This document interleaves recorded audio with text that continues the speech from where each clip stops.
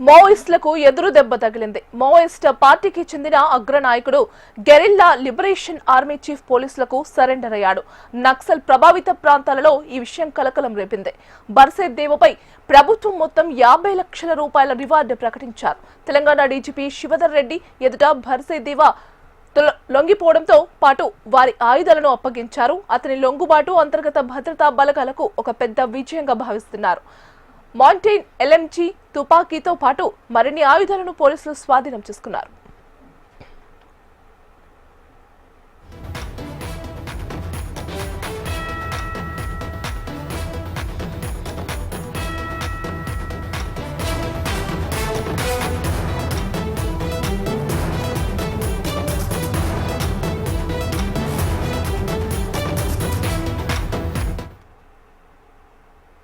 మావోయిస్టులకు ఎదురు దెబ్బ తగిలింది. మావోయిస్ట్ పార్టీకి చెందిన అగ్రనాయకుడు గెరిల్లా లిబరేషన్ ఆర్మీ చీఫ్ పోలీసులకు సరెండర్ అయ్యాడు. నక్సల్ ప్రభావిత ప్రాంతాలలో ఈ విషయం కలకలం రేపింది.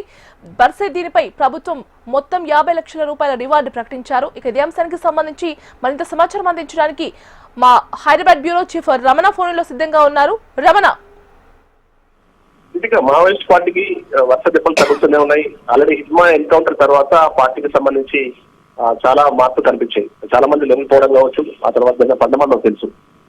ఈ క్రమంలో దాదాపు హిజ్మా స్థాయి సంబంధించినటువంటి ఒక లీడర్ ఎవరైతే పార్టీకి సంబంధించినటువంటి మెయిన్ వ్యక్తి బర్సేద్ దేవ, అతను కూడా ఈరోజు లొంగిపోవడం ప్రస్తుతం పార్టీకి కొంత గట్టి దెబ్బని చూడాల్సి ఉంటుంది. ఎందుకంటే మొత్తం పార్టీకి సంబంధించి ఆయుధాల సరఫరా కావచ్చు, గెరిల్లా ఆపరేషన్ సంబంధించి కూడా చాలా కీలకమైన నాయకుడిగా తను ఉన్నారు కాబట్టి, దేవ ఉన్నారు కాబట్టి ప్రస్తుతం దేవ లొంగుపాటు జరిగితే పార్టీకి సంబంధించి కీలక నేతల్లో ఒకరు ఒకరు మిస్ చేసినట్టుగానే భావించాల్సి ఉంటుంది.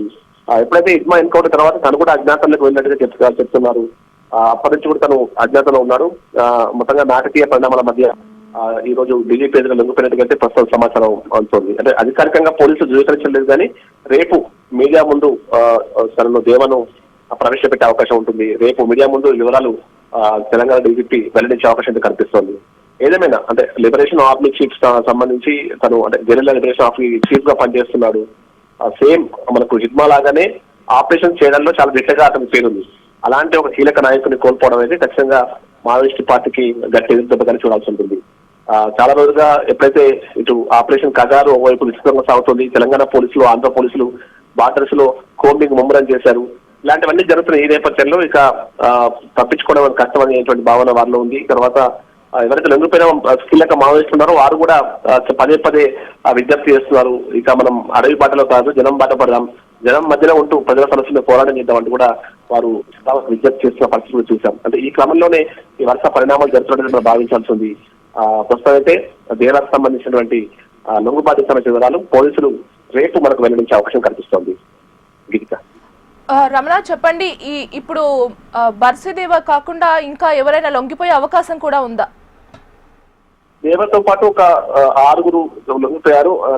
మావోయిస్టులు లొంగిపోయారనేటువంటి వివరాలు తెలుస్తున్నాయి కానీ ఇంకా అధికారికంగా ఎవరు ధృవీకరించలేదు. అంటే తనతో పాటు ఇంకెంతమంది లొంగిపోయారనే విషయంలో స్పష్టత లేదు. కానీ కీలక నాయకుల్లో మాత్రం దేవ లొంగిపోయినట్టుగా దాదాపుగా అంటే మనకి వస్తున్న సమాచారం మేరకు దాదాపుగా క్లారిటీ వచ్చింది. దేవ కీలక నాయకుడిగా ఉన్నాడు. మళ్ళీ ఇంకోటి హిజ్మా బర్సేద్ దేవ ఇద్దరు కూడా ఒకే గ్రామానికి చెందినవారు. వారు ఒకే గ్రామానికి చెందినవారు. ఆ ప్రాంత వాసుల్ని అక్కడ పరిసర ప్రాంతాల్లో చాలా పట్టున్నటువంటి నాయకులు. అలాంటి ఒక నాయకుడు లొంగిపోవడం అయితే ఖచ్చితంగా పార్టీకి ఒక తీరని ఎదురు దెబ్బని మనం చూడాల్సి ఉంది. రేపు మనకు వివరాలు వచ్చే అవకాశం ఉంది. అతనితో పాటు ఇంకెంతమంది లొంగిపోయారు, వారి అందులో ఇంకా మిగతా ముఖ్యమైన నాయకులు ఉన్నారా, ఇలాంటి వివరాలు అయితే మనకు రేపు తెలిసే అవకాశం ఉంది. రేపు తెలంగాణ పోలీసులు మీడియా సమావేశం ద్వారా వివరాలు వెల్లడించే అవకాశం కనిపిస్తోంది. అయితే రమణ, మొన్న హిజ్మా ఇప్పుడు ఈ దేవ వీళ్ళ లొంగుబాటు వల్ల మిగతా మావోయిస్టులకు అంటే బలహీనత పెరిగే అవకాశం ఉందా? అంటే ఆల్రెడీ మావోయిస్టులే తమకు తాముగా ఇక మేము లొంగిపోతున్నాం, ఒక్కసారిగా మూకుమ్మడిగా లొంగుతున్నామని మనకు ఛత్తీస్గఢ్, మహారాష్ట్ర పరిసర ప్రాంతాలకు సంబంధించిన మావోయిస్ట్ పార్టీ అప్పుడు ప్రకటన చేసే సందర్భాలు చూసాం. అంటే పరిస్థితుల్లో మార్పు వచ్చింది. ఇప్పుడున్న ఈ పరిస్థితుల్లో కగార్ ఆపరేషన్ చాలా విస్తృతంగా సాగుతోంది. టెక్నాలజీ సహాయంతో పోలీసులు దూసుకుపోతున్నారు. ఇలాంటి సందర్భాల్లో మన అడవుల్లో దాక్కుని ఇంకా అంటే ప్రాణాలతో బయటపడే పరిస్థితి లేదన్నటువంటి ఒక వాదన బలంగా వినిపిస్తోంది. ముఖ్యంగా లొంగిపోయిన చాలా మంది లొంగిపోయినటువంటి సీనియర్ నాయకులు కూడా అదే విషయాన్ని పదే పదే ప్రస్తావిస్తూ వస్తున్నారు. ఇప్పుడు మనం ప్రాణాలతో బయటపడితేనే మనం అనుకున్న లక్ష్యాలను నెరవేర్చగలుగుతాం. మనం ప్రజల కోసం అయితే పోరాడదాం అనుకున్నాం అంటే ముందు పోరాడాలంటే మనం ప్రాణాలతో ఉండాలి కదా అనేటువంటి క్వశ్చన్ వారు చేస్తున్న పరిస్థితి మనం చూసాం. ఆల్రెడీ అందరూ లొంగిపోయిన మనుషులు అందరూ కూడా అందరినీ విజ్ఞప్తి చేస్తూనే ఉన్నారు. ఇంకా అందరూ కూడా అడవిలోంచి బయటకు రండి, జనం పాట పడదాం, జనంలోనే ఉండి ప్రజల సమస్యలు పోరాడదాం, మన పోరాట పంత మారుతుంది తప్ప మన పోరాటాన్ని వదిలిపెట్టేది లేదంటూ కూడా వారు పదే పదే విజ్ఞప్తి చేస్తున్నారు. ఇప్పటికీ చాలా మంది కీలకమైన నాయకులంతా కూడా లొంగిపోవడం, తర్వాత అరెస్టు కావడం, ఎన్కౌంటర్ చేయకపోవడం ఇలాంటివన్నీ కూడా జరిగిపోయాయి. కాబట్టి ఇక వచ్చే రోజుల్లో మావోయిస్ట్ పార్టీకి చాలా అంటే ఇప్పుడున్న ఈ పరిస్థితుల్లో ఇంకా ముందుకెళ్ళడం, తమ ఉనికిని చాటుకోవడం అయితే ఖచ్చితంగా సవాలుగానే చూడాల్సి ఉంది. ఈ పరిస్థితుల్లో మరి కేంద్ర నాయకులు ఎలాంటి నిర్ణయాలు తీసుకోబోతున్నారు, ఇంకా లొంగుబాట్లు ఉండబోతున్నాయా అనేది మాత్రం చూడాల్సి ఉంది. పోలీసులు అయితే దీన్ని ఆసరాగా చేసుకుని ఇంకా గట్టిగా బలంగా ప్రయత్నం చేస్తున్నారు. తమ ఆపరేషన్స్ ఇంకా విస్తృతం కొనసాగిస్తున్నారు.